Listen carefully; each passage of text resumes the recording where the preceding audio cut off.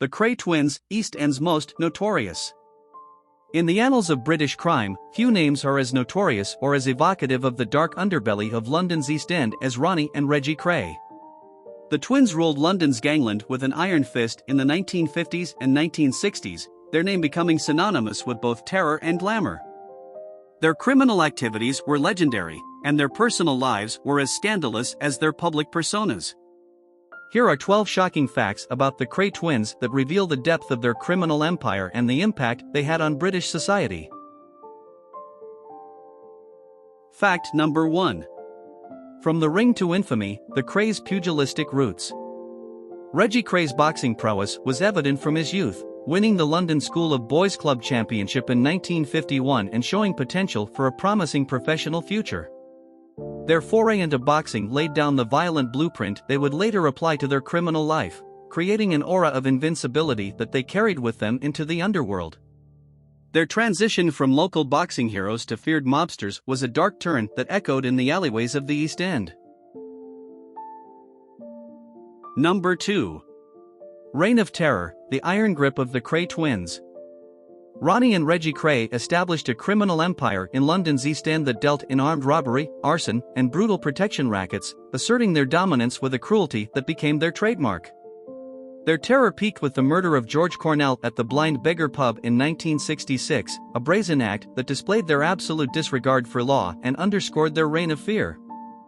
Furthermore, this act of violence against a member of a rival gang, the Richardsons, signaled a new era of gang warfare in London, escalating tensions and violence. Number 3. The Fearless Mother, Violet Kray's maternal shield. Violet Kray, the matriarch of the Kray family, played a pivotal role in the twins' lives and public personas. Her devotion to her sons was unyielding, and she was often portrayed as the only person capable of exerting any influence over them. Despite evidence of their involvement in organized crime, Violet's staunch defense of Ronnie and Reggie was unwavering. Police reportedly faced a formidable challenge when dealing with Violet, whose maternal ferocity was comparable to the fear her sons instigated in the East End. Her presence was a constant during their trials, and she remained an outspoken supporter, refusing to accept the criminal depiction of her boys. Number 4. Celebrity status amongst gangsters, the Kray's glamorous facade. Their ownership of high-profile nightclubs allowed them to rub shoulders with celebrities and aristocrats, giving them a glamorous image that belied their ruthless nature. The twins leveraged their star-studded connections to build a facade of legitimacy, blurring the lines between London's high society and its dark criminal underbelly. This duality of being both celebrated and feared added a complex layer to their public personas, making them even more enigmatic figures. Number 5. A brotherhood bound in blood, the indestructible bond of the Kray twins. The bond between Ronnie and Reggie was legendary. They had a unity that seemed almost supernatural, and their shared resolve made the firm unassailable from the outside. Their downfall came when the law finally managed to pierce their mutual defense, leading to their joint incarceration and the crumbling of their empire. It was this intense fraternal loyalty that both empowered them and eventually led to their collective demise, as they could not bear to betray one another even when it might have lessened their sentences. Number 6. A Murderous Legacy, the fatal footprints of the Krays. The Kray twins left a chilling legacy in the annals of British crime history, most notably with the cold-blooded killings of George Cornell and Jack the Hat McVitie. George Cornell, an associate of the rival Richardson gang, was gunned down by Ronnie at the Blind Beggar Pub on March 9, 1966, a murder that occurred in full view of patrons, cementing the twins' reputation for brutality. Jack the Hat McVitie was murdered by Reggie on October 29, 1967, in a flat in Stoke Newington, in retaliation for not carrying out a contract killing on behalf of the Krays and disrespecting the firm. These killings were pivotal in turning public and police opinion against the Krays, leading to their arrest and subsequent life sentences handed down in 1969. Number 7. A Scandalous Private Life, Ronnie Kray's Defiance of Conventions. Ronnie Kray's open bisexuality during a time when homosexual acts were criminalized in the UK was a direct challenge to the social norms of the 1960s.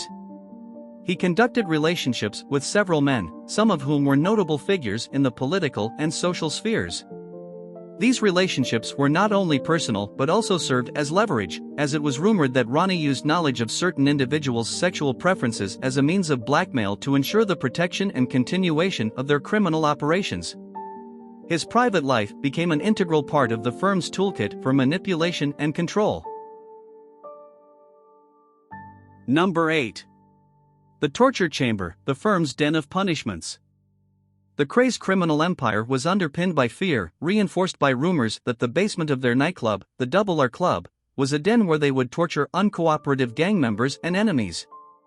This reputation for extreme violence was not without evidence. Tales of individuals being nailed to the floor or subjected to vicious beatings with iron bars contributed to the mythos surrounding the Kray Twins. While concrete evidence of these torture sessions was scarce, the power of such stories played a significant role in maintaining the Cras control through terror. Number 9. Psychological warfare, Ronnie Kray's troubled mind. Ronnie Kray's diagnosis of paranoid schizophrenia added a dangerous unpredictability to the twins' rule over London's underworld. His condition was not properly treated and was likely worsened by the stress of criminal life, leading to bouts of extreme paranoia and violent outbursts that made the twins' operations even more fearsome. Ronnie's unpredictable behavior not only instilled fear in those who crossed the firm but also posed a challenge for law enforcement, who found their usual tactics ineffective against a man who did not play by any recognizably rational rules. This aspect of Ronnie's personality was an unpredictable factor in the firm's dealings, often turning potential negotiations into tense standoffs. Number 10. Artful dodging of the law, the Kray Twins' evasion tactics. The Kray Twins' ability to evade the law for years was a testament to their cunning and influence.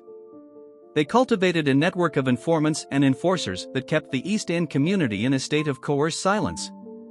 Allegations of police corruption further complicated matters, with rumors that the Cras had several law enforcement officers on their payroll, ensuring a blind eye to their criminal activities. However, Detective Superintendent Leonard Nipper Reid of Scotland Yard was relentless. He built a case against the twins through painstaking efforts, eventually breaking through the wall of silence to gather the necessary evidence. Despite the twins' efforts to maintain a veneer of respectability through charitable acts, Reid's tenacity paid off, culminating in their arrest. Number 11. Charitable public image versus criminal reality, the Cras duality. The Kray Twins skillfully crafted a public image that was in stark contrast to their underworld dealings. Their charitable efforts, particularly in their own neighborhood, fostered a sense of goodwill and even admiration among the East End's residents. They were seen at charity events, making donations to hospitals and supporting orphanages, which garnered them a reputation akin to modern-day Robin Hoods. This strategic philanthropy served as an effective smokescreen for their criminal operations, complicating public perception and allowing them to maintain their grip on the community. Number 12. The downfall of an empire, the end of the Kray reign. The fall of the Kray Empire on May 8, 1968, was the culmination of an intense and focused police operation spearheaded by Leonard Nipper Reid. The twins' arrest marked a significant victory for law enforcement and was a cause célèbre in the media, capturing the public's imagination with its tales of crime, influence, and celebrity. Their trial revealed the full extent of their criminal enterprise, with shocking testimonies and evidence that laid bare the violence and intimidation at the heart of their reign. Sentenced to life imprisonment in March 1969, with a non-parole period of 30 years, the Cras were consigned to history, their empire dismantled but their legend enduring in the annals of British criminal lore.